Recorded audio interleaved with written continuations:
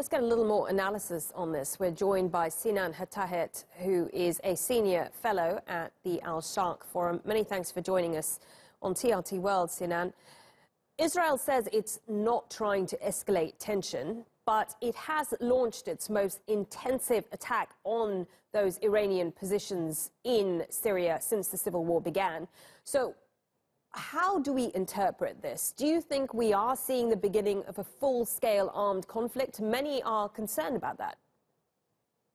Well, Israel's strikes yesterday have completely destroyed the air defense units of the regime in the south.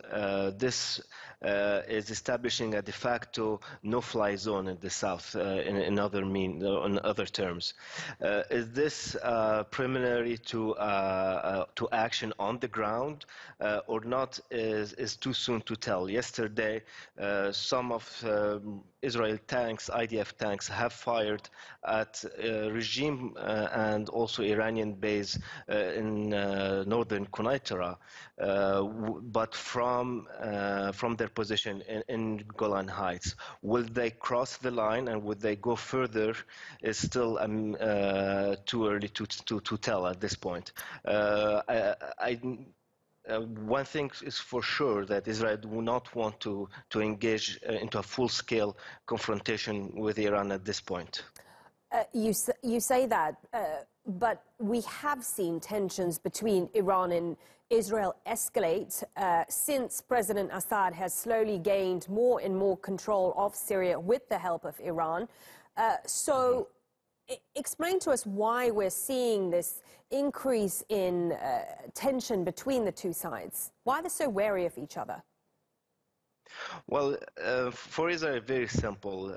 There is a red line not to be crossed in the southern part of the country, which is Iran establishing an advanced capacity and capabilities of targeting Israel from there.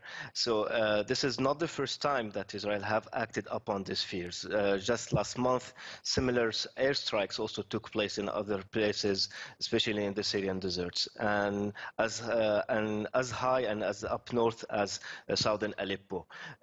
Israel will continue and will maintain this capacity to prevent any Iranian long-term presence of missiles capacity and capabilities in the country.